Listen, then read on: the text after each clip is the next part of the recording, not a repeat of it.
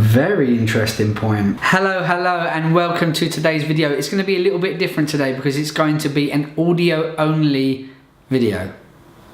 Bear with me. So this is a lost episode of a fantastic podcast called Audio on Video. Link in the description below. It was hosted and created by my very good friend Chris Sharpe. Hi Chris, who is, if you don't know, a mega producer on YouTube behind YouTube's biggest yoga channel called Yoga with Adrienne and the best cooking channel on YouTube, which is Hyla Cooking. Link to all of that in the description below, along with Chris's podcast and his private Facebook group for YouTube and video creators called VidPros. Link into all of that in the description. Now this conversation wasn't aired because Chris had to take a break because he's working on a lot of new projects, including something really interesting called Commune.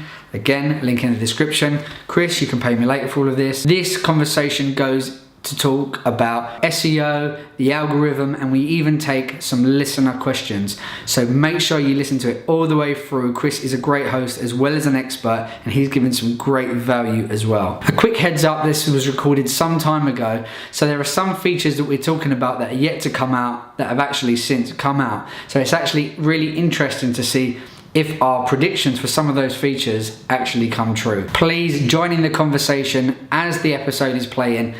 Commenting below, get discussion going. I'm going to jump in and get involved in the talk around all of these issues which are really pertinent to all of you YouTubers out there. I'm going to leave you now to dive in. It's full of golden nuggets, so enjoy. Hello and welcome to Audio on Video. This is episode 13 and I'm excited to welcome back Tom Martin, who's been on the show a couple of times, 2 episodes already, so you're our first three-peat guest. Tom, welcome back. Three-peat, over here in the UK we call it a hat trick. Don't know if you hat guys trick. Do you guys say that, hat trick? Yeah, I think it's not something I've heard that much recently, but yeah, it's definitely a thing. Oh, we can go with a turkey because I'm a big bowling fan. So okay, yeah, cool. Three strikes is a turkey where I come from. So yeah, that's great. Okay, so you're the turkey this time. Always. How's everything going? Yeah, really good. Working on a lot of projects. Haven't been uploading as many videos as I would like on my own channel and stuff like that. You're not taking your own advice, man. I am taking my own advice in terms of optimization. It's just that I haven't got anything to optimize at the moment. So, yeah, working on a few things in the background though. So I've got good reason to have a little bit of time off. Cool. And also, you've just finished your first book, so yes. That's a good reason. Yes, so I have been focusing almost entirely on that because I had it written probably last year. I remember, we were talking about it quite a bit. Yeah, and I've been bugging you about finishing it. Yes, and I think I don't know if you've read it, but you would have seen that you do actually get a credit in the acknowledgement. I saw it. I did read it. I did my research. This is going to be a more casual episode than we normally do. I just knew your book was coming out, and I wanted to get you on to talk about it so that people could go buy it. So by the time this episode is out, it should be available on Amazon, and the book is called YouTube Optimization: The Complete Guide. Yes, and to help you find it, you can go to optimizationebook.com and that will take you to the Amazon page, and you can spell it the English or the American way and it'll get you there. Nice. Because I'm very conscientious like that.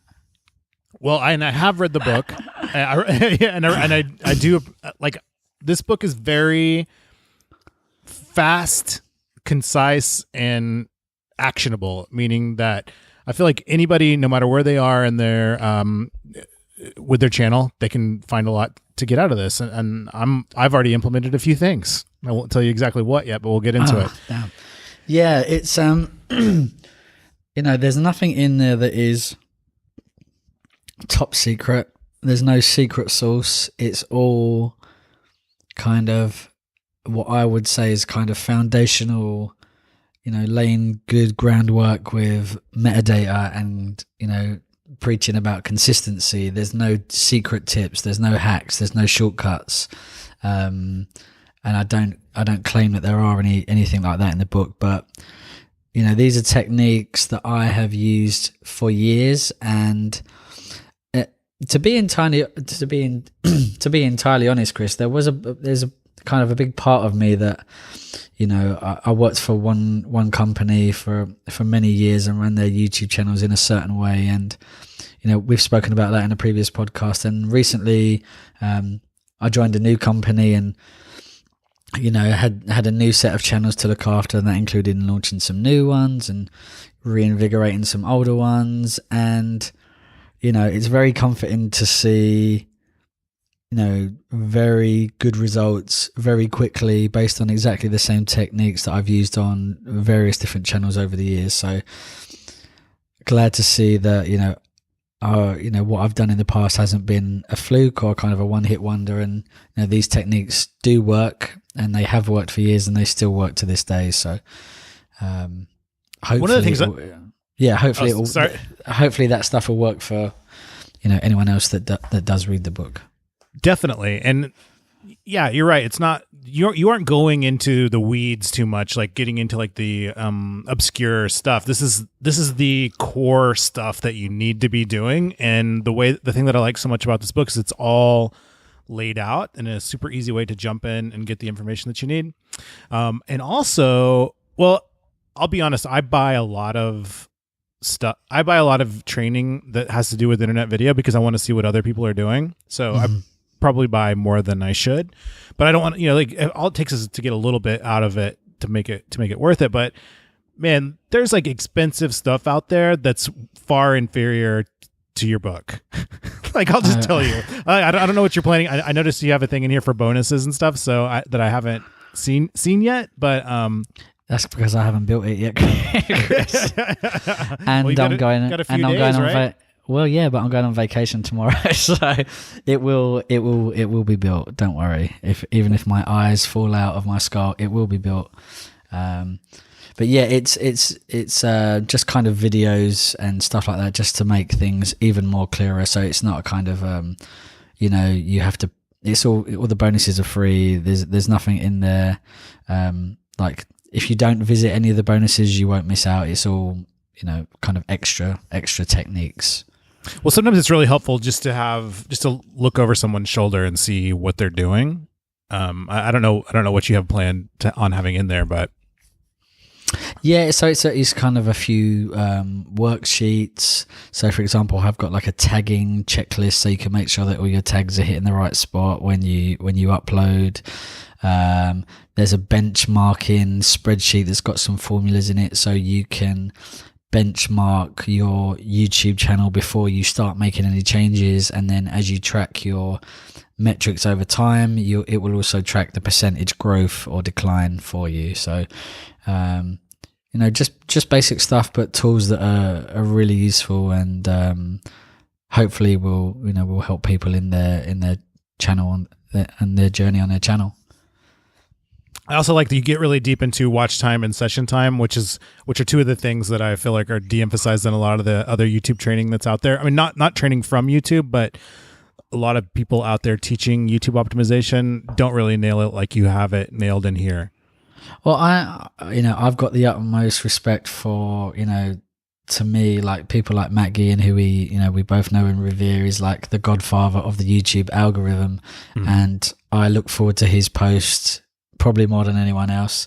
But Same. What I will say is people that are not so industry specific as us, Chris, then, you know, they don't need to know how the sausage factory works behind the scenes. They just want to know, you know, what button do I need to press to make it work, and what you know. So I break it down into kind of 10 easy steps rather than you having to understand why you need to do it. Just like this, do this, it works, it makes sense. So yeah, I'm just trying to keep it accessible for everyone. And at the same time, I think hopefully it will be useful for people like you that have been doing it for years, and just as useful for people that are, you know, maybe not even launched a YouTube channel yet. Yeah, the international component I got a lot out of, because we're not doing any of that stuff. The chapter 9, optimizing for international audiences. Yeah, that's definitely a more advanced one, and probably not relevant to everyone, but there are definitely going to be a number of channels out there that have got an audience that are non-English speakers. So as I say in the chapter, according to some statistics, I think it was about 70% of, or maybe even higher, 75% of views come outside of the US. And because it's a US platform and the biggest creators are from the US, it can be really easy to forget about, people that are watching in Brazil or Mexico, India, Russia, Philippines, wherever it may be. But these are huge audiences, on the whole, untapped audiences. And they're big growth areas for YouTube. YouTube only a couple of weeks ago opened up a creator space in Rio. Brazil is a massive hub. So, if you've got a big Portuguese speaking audience, and, I was speaking to a colleague in Brazil a few weeks ago, and they just said that, Brazilian people just live their lives on Facebook, on YouTube, on social. And they, so if you can tap into that, Portuguese speaking audience, if that's something that's relevant to you, then you should really be taking advantage of it, especially if you think you kind of hit a bit of a plateau. It's just another avenue to open up new views and potentially new revenues as well. Yeah, that's great. One of the things that this isn't something that you talk about in this chapter, but we're actually considering and researching doing the yoga with having the yoga with Adrian videos actually dubbed. Yeah. Because subtitles, they are important, but for yoga videos, people aren't necessarily looking at the screen the whole time. So we're looking into video localization, I think they call it, where we'll actually have pick the actor to translate and dub all the videos. Have you run into any other channels doing something along those lines? I know that a lot of kind of big kids channels do it, but so for example, Peppa Pig has got Peppa Pig Espanol. I think there's a few other channels like that, and that makes sense because those are already probably being dubbed for other TV channels in other countries anyway. So that's probably less of a resource. But yeah, it's getting more and more common. I know there was a channel, I was good friends with some guys over at a channel called All Time Tens. They've got a few million subscribers, and I know they started to translate some of their videos. And it makes perfect sense because if people are searching in local languages, not only are they more likely to find your, dual language content, but they're also much more likely to click on it. And it's one of the biggest things I say in the book is it's okay being found, but if you don't get clicked, then it's all pointless. So you got a lot of good quotes in here. You got I think they're all original, but we'll see. But yeah, probably my favorite is an average video with great metadata will always outperform a great video with average metadata. Yeah, that's me. That's going on my gravestone, definitely. When I actually, someone did actually quote me that in an article a few weeks ago on Medium, which I was very proud of. Nice. And when I left my last company, they put it on a T-shirt and a mug for me, so I will carry that with me wherever I go. But I definitely think it's true, and there's always going to be outliers. So people always. I always get comments like, "Oh yeah, but Casey Neistat doesn't." That's what I was just about to bring up. Casey Neistat doesn't do tags. Well, Casey Neistat can do whatever he likes. And Casey you can't chart your own. Yeah, you can't chart your own path based on what the 1%. You can't look at the 1% and build your strategy from there. You got to look at the stuff that's working for the other 99%. Yeah, so one of my other favorite quotes, this is definitely not me, is don't compare the start of your journey to the peak of somebody else's or the middle of somebody else's journey. So there's always going to be outliers. It's people always say to me as well, oh yeah, you don't need to upload regularly, look at bad lip reading. Yeah, but are your videos as good as bad lip reading videos? Are they as shareable as bad lip reading? Probably not. So you probably. And have you been around as long? Bad lip reading has been around forever. Casey Neistat's been making videos since before there was even YouTube. So it's not a fair comparison at all. But yeah, there's always going to be outliers. But I would stick to the fundamentals until you can get to that point where you can sit and make a video of you eating cereal like Charlie McDonald did and get, millions of viewers on it. Yeah. I think just to wrap up, talk about the book, the big takeaway for me was, oh man, I think I have been coasting a little bit on my optimization recently. Like, whereas I used to spend so much time on it because everything kind of depended on it. Now that the channels are bigger, things do get easier once your channel's bigger. But I'm like, oh man, I'm like leaving some stuff. I've just gotten lazy in a few areas. So I've already gone back and re-optimized a few of our videos just for old time's sake, and because I was inspired by the book.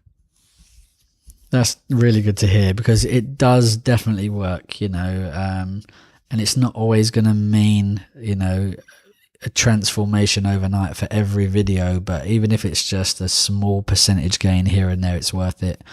I'm working on a big optimization project at the moment, and yeah, it does have a massive effect. It does work, and you can, like I say, you should be benchmarking your kind of stats before you make any changes, and then you can track it and you can see if it works, and then if it doesn't, you give up, and if it has a negative effect, then that is a risk of anything. And I do say that in the book, if you make changes to a big successful video that's getting loads of views, there is a risk that something bad can happen. I can't say that I've witnessed it myself, but I've been warned by people, including people at YouTube, that there is a risk, with messing with the metadata of successful videos. So if you are risk averse, then, do tread carefully if you've got a video that's, making you lots of money, or, bringing don't touch those.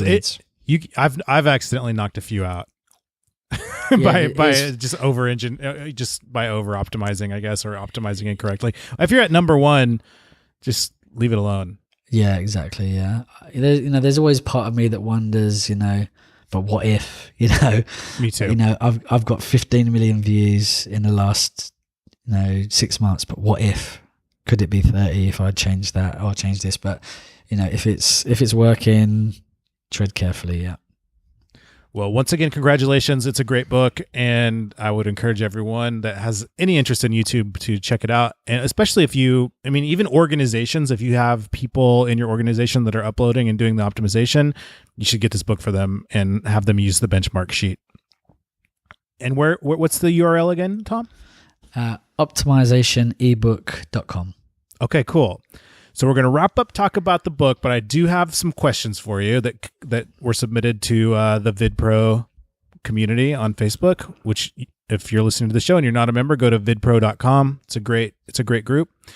Let's first start with, why are seemingly innocuous videos being flagged by YouTube? And do you have any ideas what to do about it? This is like something that we're hearing a lot about. A lot of people with channels that have been around a long time, all of a sudden their videos are getting flagged as not advertising friendly, and there's not able for monetization. Do you have any thoughts about what's going on with all that? Yeah, well, I know we've had a few instances as you say, in the VidPro community. Even today as we speak, we've had quite a high profile head scratcher of a case, but it's kind of strange because YouTube, I think it was last week, put out a press release saying that they were going to kind of put a new kind of notification system. Did you see this? Yeah, I did. Yeah. So they're going to put a new notification system in to flag videos that were affected by the adpocalypse. Mm-hmm. And also just to make it even more obvious whether a video has been demonetized or not, and to make the appeals process easier. And there was some kind of language in there as well. I can't quote it exactly, but it kind of seemed along the lines that they were going to kind of be a little bit less strict going forward. Did you pick that up, or was it just me? Yeah, I did pick that up, and I actually have a theory that the fact that you can now really easily see which one of, it wasn't as easy to see before. Like, it seems like it's very easy to see now which ones have been demonetized. So they've made that part easier to see, and I wonder if that's kind of what people are reacting to as well. But I don't know. I think I tried it because I had previously. I was running a channel that had just maybe 7,000 videos on it, and at the time, I luckily saw a few at the top, which made me look through the rest of the videos. But I don't remember there being a filter to be able to see which videos were demonetized. So you might have to trawl manually through it. Which is not great. You should, hopefully, if anyone's listening from YouTube, feature request, please, be able to filter like you can for videos that are private or unlisted, to be able to filter for videos that are demonetized, so you can easily appeal those. Yeah. Oh yeah, but sorry. I just checked, and there's not. I can't find a way to filter. It's just like either you've got the green thing or you've got the which is the non-green thing, the non-green which sign. Which it helps if it happens now and it's in your first page, but if it's in page 12 and it was published 4 years ago, maybe not so helpful. Just to butt in now, this is Future Tom again, to let you know that this feature does exist and you can now filter your YouTube Creator Studio Video Manager for demonetized videos. Back to past Tom. But generally, I would say that there is a very easy appeals process. It's as much as 1 or 2 buttons, and I have had a lot of videos that have been overturned and monetization restored. And I must say that when I did those, I was working for quite a big company, so I don't know whether they got any preferred treatment as a preferred partner. I wouldn't like to say. I don't think so, because I could generally vouch that they were advertiser friendly, so I think they were rightly overturned. But the actual demonetization generally is done by a machine, sure, not by a human sitting there watching all of your videos. So really, if you're doing a channel that is only about sexual stuff, or only about politics, or only about war, or only about guns, there's no way around it. You're not going to make money from AdSense. But if you've got a video that might touch on that subject, but it's not really the crux of the video, then probably my best advice was don't put it in your tags, because it seems really likely that tags is probably the most obvious way that they are I think that's really the kicker for the system to find whether you're advertiser friendly or not. I think it's definitely got to be something with the metadata, because people are getting their stuff flagged before I feel like it's even had a chance to process the videos. And by flagged, that's probably not the right word, but notified that it's demonetized before the video itself has even been processed. So yeah, and also I have heard some stories that people think potentially that YouTube are reading the kind of auto captions, which is very worrying, because as good as the auto captions are, they're not perfect. But also, I don't have evidence of that. That's just kind of what I've heard on the grapevine. But so if you have had something demonetized and you can't work out why, maybe just why not double check the auto captions and make sure they haven't mispronounce the word aunt. Great idea. If you ever watched Curb Your Enthusiasm, then I know high exactly five. Definitely. And I think, and as always, anytime something changes on YouTube, everyone has a tendency to freak out and think it's not gonna smooth out. And obviously there's a lot of stuff going on behind the scenes right now, so I think that could be part of the reason for some of the weird stuff that's been happening.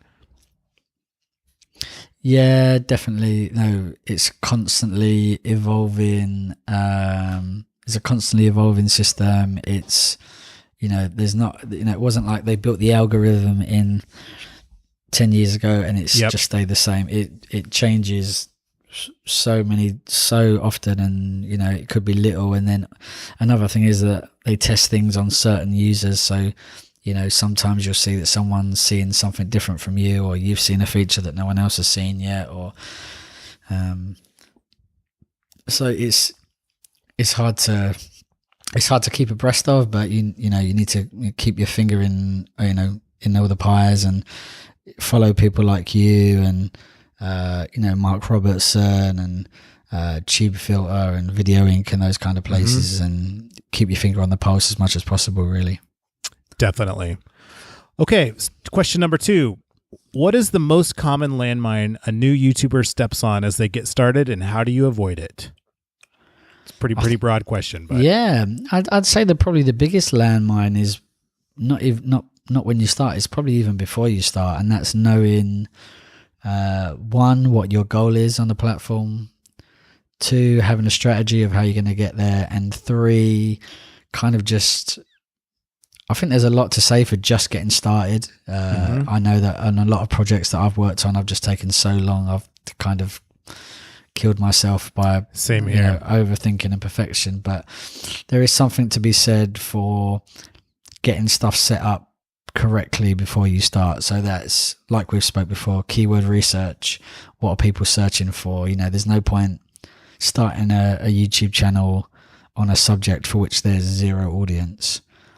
I think what you said about having thinking about what your objective and your goal is before you just start making videos is great, because that's gives you something that you can measure, and your approach will be totally different. Whether if your goal is to promote a business, or your goal is to like make cool stuff and meet other cool people, or your goal is to make a show, develop a brand that could go on to other things, you're going to approach each one of those things differently. So yeah, even from like a technical point of view, if you're, like you say, if you're generating leads for your own business, then you can't really expect to build a big community, because more often than not, you're going to be sending people off platform, which is the opposite of what YouTube want. It's the opposite of what Facebook wants. So you're going to either have to be prepared for slow growth, or you're going to have to invest in paid media. One of the two. So having those goals up front, and also if you expect to become famous overnight, not going to happen.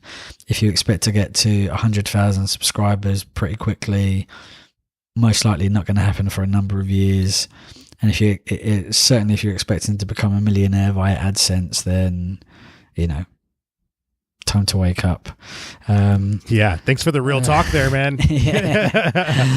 No, but honestly, have a monetization strategy going in. And one of the things that gets me is like, oh yeah, just talk about what you love and be authentic. That'll get you so far. But really, yes, be yourself, be authentic. But there's only so many people in the world that can get to just do what they love and make money out of it. So I would say, for example, for me, like if I had the time and money wasn't, or even if money was an issue, if I had the time and I could start a YouTube channel up about anything, which I do actually plan to do this, by the way, is to start up a YouTube channel talking about like classic kung fu movies and classic John Woo movies and all that kind of stuff. But I'm not thinking, oh right, well I'm going to go and do that, and then one day I might get to meet Jackie Chan or something. Well, I've already met him anyway, so yeah. I'm thinking, I'm going to do like list videos, and then I'm going to have reviews, and I'm going to have affiliate links to Amazon for all of the movies that I talk about, because I know that I'm not going to make money from AdSense. So before I even start that, I'm thinking about, right, I'm going to have a website, I'm going to have social accounts, I'm going to have a YouTube channel that really just points people to Amazon, or so you need to have a game plan going in, really, and try and stick to that. Someone's going to take that idea now, man. Come at me, man. Come at me. Come at me.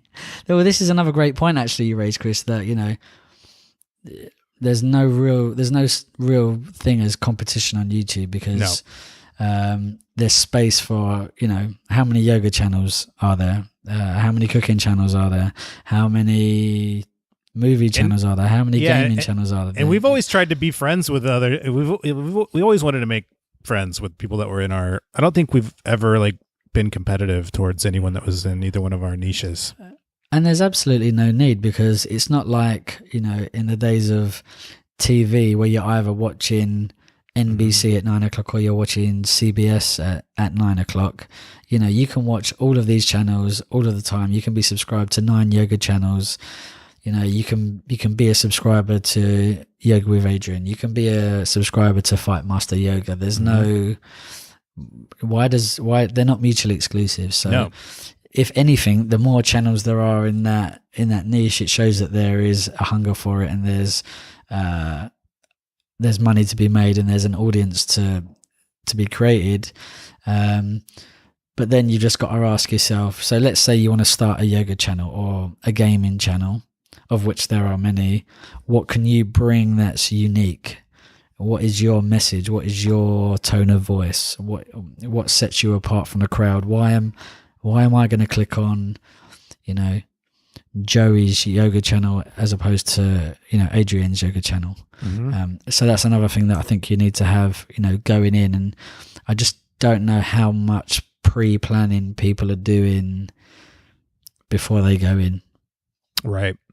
And I do think sometimes doing the work reveals the answers to go to the next level, but you have to have an objective, at least like the plan of where you hope to end up. Yeah, absolutely. Because if you follow a plan blindly, then you're going to end up in trouble. So, you know, have a plan, you know, have a strategy, but also, you know, pivot to what your audience are telling you, pivot to what your analytics are telling you. And, I've read such a good quote today, and I thought I'm going to remember it, and I'll be able to shoehorn it in at some point. And I've remembered it now. It's something along the lines of, true insanity is repeating the same action over and over again and expecting different results. Yeah, that's a good one. So, you know, if something's not working, you know, change it, test it. If you get to a bit of a plateau, have a change up, have a change in schedule, have a change in format, you know, test. That's the best thing about YouTube. You're going to get instant feedback. And have fun while you're doing it, because I think that really comes through. Yeah, of course. I think people need to know that you're not dead behind the eyes, and you actually you do care about what you're talking about. All right. Question number 3 comes from Will. This one we can dig into even deeper, I think. The question is, my wife is a professional couples therapist and psychologist. There has been talk in her industry about people starting to post self-help videos online. Most of the people in the business have no clue about the online space. I believe we may have a leg up on that business with my online marketing knowledge and her professional credentials. My question is, if a person wanted to become the top in a niche like you have with yoga, what are some steps to start down that path? I think a lot of it is what we spoke about. Yeah, I think you're right. Kind of already answered it. know. Definitely having that objective, having that goal in place, and what that means for the couples therapy and psychology. I don't really know what that is, but I would assume like the goal is going to be different than it is in yoga. So Yeah, I but I think that would be what I'd think start with it's- first. Yeah, well, I'd say that, you know, that I assume the goal is to become the thought leader in the space. So that if people then want to go and either pay for therapy or an online course or buy a book, that would be the first person that they would come to. And, you know, really the best way to do that is become the authority in that space, and the way to do that is to turn up every week for 5 years and talk about the same subject. You know, if you search for anything to do with a new gadget, you know that Marcus Brownlee or Unbox Therapy are going to show up, because they've reviewed every piece of kit that's come out for the last 7 years or whatever it may be. And, you know, YouTube want to send people ultimately to videos that are going to please searchers. And if you can please people that are searching for that topic, YouTube will continue to put you in their search ranks, put you in their suggested videos for years to come, if you can just keep showing up and talking about the same subject with authority. And figuring out what people are looking for, like what is the problem that they need to have solved, and make videos around that. What are the questions that they're asking, and make videos specifically around those keywords. And you can do that as simple as typing in some of your terms in the YouTube search bar and see what the longer keywords are that come up. And also in this one, and this is something that I've just started experimenting with, is paid advertising on YouTube, and I'm talking specifically about the ad spot that appears at the top of the search engine results in YouTube. Yeah. I think that's a really powerful space to be in if you want to like go faster to being a thought leader in your niche. Just advertise. You don't even have to do pre-rolls or any of that kind of stuff, but the advertisements that show at the top of the search results page are incredibly powerful because a lot of people think that's the number one ranked video, and they're cheap. Yeah, this is definitely an area I'd say which is probably my weakest spot, and something that I'm currently working on and going to be experimenting on starting in the next few weeks, actually. But yeah, I'd love to hear more of your experience on that, maybe on another podcast, Chris. Yeah, for sure. And I think it's, Facebook ads are talked about so often, and, you can't escape any expert talking about the value of Facebook ads, but people so rarely talk about YouTube ads, and when they do, they usually seem to be talking about pre-rolls. skippable pre-rolls. But I don't see that from my limited experience and from what I can see from talking to other people. It's the kind of discovery ads that are a lot more effective. Yeah, we should definitely revisit that. I need to spend a little bit more time going down that path, but it's very exciting, and it just seems like YouTube advertising is so cheap right now compared to Facebook. If you can it's just not quite as easy to get in there and run the ads, but once you get your head wrapped around it, I find them very effective and very inexpensive compared to Facebook. So the other side of that coin, though, Chris, is that people are making a lot less money from advertising because it's so cheap. Well, we've all seen that happen. I think the reason it's so cheap because of all the advertisers that have pulled out. I mean, some of them are back, but definitely the prices went down a lot. Also, sounds like unskippable pre-rolls are going away from the. I think they announced that in January it's going to be going away. So, but hopefully it will just train advertisers to make more of the kind of 6-second bumpers, and that will just become the norm. And hopefully, it will start to kind of level itself out a bit. Yeah. Well, we talked a little bit about Facebook ads, which is a nice segue into what Facebook is doing in video right now. And none of this has officially come out yet. I think it comes out a couple of days after we're actually recording this video, but Watch on Facebook has been announced, which is a pretty significant Facebook upgrade for video that I think is going to give YouTube some real competition. And I was just wondering if you've have played around with this at all. I know you do like some Facebook video stuff through your at your job, but any thoughts? Just like YouTube Red, Facebook Watch hasn't come to the UK yet, so I haven't even had. Yeah, we still haven't even got YouTube Red yet. So I haven't actually got my hands on Facebook Watch, but I had I've got really high hopes for it. I think at the moment they are focusing on kind of originals and creators and stuff like that, but hopefully I think they'll open up the program slowly but surely, and people can start to have a bit more choice of where they want to upload their videos. Yeah, we've got access to it through Hyla Cooking and Yoga with Adrian, so I've been going through the process of setting those brands up on there, those channels up, and it's good. They did a really good job on it. If I was YouTube, I'd be a little bit nervous right now because of the way it integrates with your pages and with your groups and with their advertising system. And it looks like the monetization stuff is not active yet, but they have released documentation showing how it's going to work, and it's going to be big. So I've got actually a couple of questions for you that are probably on the lips of all of your listeners at the moment. So I'm going to turn the tables on you, sure, whether you like it or not.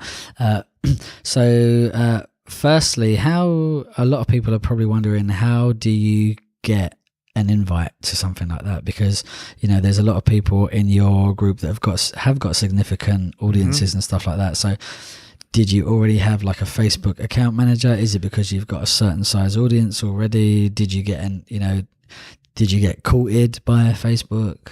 It's actually all due to Josh Zimmerman, who's our manager for those channels, and is particularly good at getting access to stuff that he wants. So I gotta give Josh all the credit for that we got in on the first wave.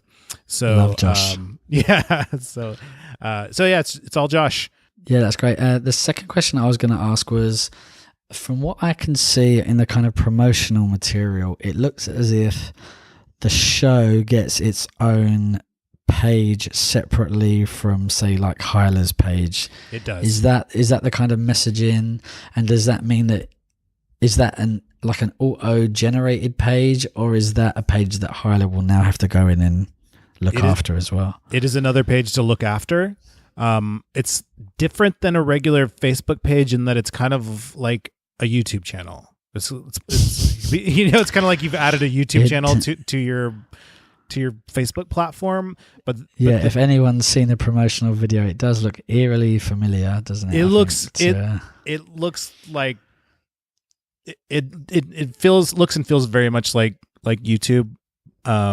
But it's very tight and nicely done. I got to give them credit. I've run into a few glitches here and there. It's obviously they're rolling it out to a smaller set first before they open it up to everybody. But it's essentially like if someone had added a YouTube channel to your batch of Facebook stuff that you keep up with. The only downside is, so we've already got the Hyla Cooking page, so we couldn't make the show just called Hyla Cooking. So we set up the title as the Hyla Cooking Show, which is not my preference, and so we're just still figuring out how that part works. But yeah, if your page is already called Hyla Cooking, you have to give the show page a slightly different title. That's really cool. And also, Josh, if you're listening, I've started to notice pre-roll ads on Twitter now, so make sure you get Adrian and Hyla into that as well as soon as possible. Yeah, it looks like on Facebook Watch, it looks like there's not going to be pre-rolls, but it looks like it's not a pre-roll based system, but you'll be able to set it as long as it's 20 seconds in from the beginning, and there's a certain amount of minutes between each commercial spot that you can have, but they're actually like in the video. In stream. Yeah, I've seen a lot of those on some of the bigger pages on Facebook.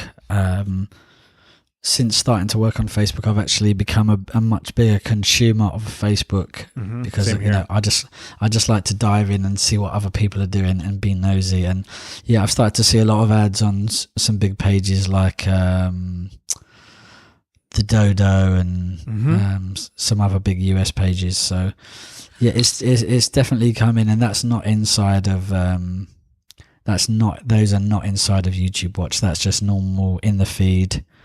Videos, and those are mid-roll ads as well. So yeah, like you say, after 20 seconds. One of the things that I really like about this would be one of my feature requests for YouTube. So with your show page, you can, when you're uploading a video, you get to set it as an episode or a video. So what they're considering an episode are all the regular episodes of your show. Like, so it's a regular thing. But then in videos, that's like your supplementary comp. Like if you want to do behind the scenes, or if you want to do vlogs or other kind of things, you can mark those as videos. So it kind of handles them differently. It gives you two buckets. One's for like the regular show, and I don't know how those will be prioritized over the other videos, but I thought that was pretty cool because I've always wished that I could do other types of things on my YouTube channel without messing up the main show, I guess. So I think it's a cool feature. Yeah, I'd also one of the biggest things that I've now really become envious of, which is a big feature of Facebook, is that you can reshare the same video without uploading it and just change the copy, and that is just so powerful for people that have got big back catalogs of videos on their YouTube channel, just resurfacing that same video with such little effort. And I'm hoping that's going to be a big feature of the community tab, but I just can't see it being as effective as sticking it into someone's feed like that.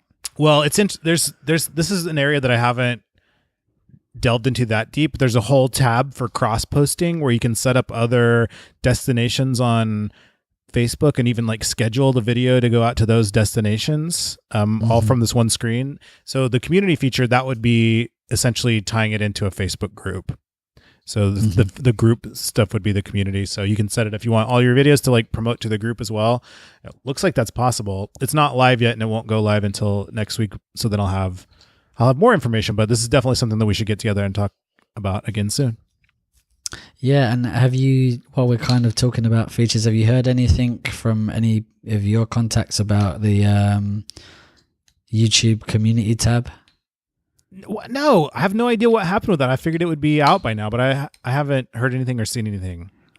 Yeah, me even. I'm really hoping it will just help people with lots of videos to share older videos. And Facebook are coming pretty hard for YouTube with video, and hopefully this is YouTube's attack back in kind of social. I hope so too, because this it seems like YouTube is kind of not in a great place right now. There's a lot of people unhappy with YouTube, and then for Facebook to come out with this like right at this particular time, and it's really polished and really good, and I think it's gonna do some stuff. I'm not sure exactly what I mean by that, but it's gonna be big. Yeah, I think it's no matter what it is or who the platform, whether it's Amazon or Facebook or Vimeo or whoever it is, I think the more choice that creators have got, the better, because it just means that there's no monopoly. There's a choice. There is an option to not go with the big boy in the room or the. And I've heard the CPMs on make money. I've heard the CPMs on Facebook are really good right now compared to YouTube. Yeah, and that I think that probably makes sense because there's less competition for ads, whereas on YouTube everyone's in the program pretty much, so that those ads that are sold have to be spread a little bit thinner. And if Facebook have got a more of a closed program, then I expect that there's probably the supply and demand ratio is probably a little bit closer together. Yeah, you're probably right. Well, awesome. I'm going to do some more work on Facebook Watch, and so we should have a lot more to talk about next time. But thanks again, and congratulations again on the book. It's great.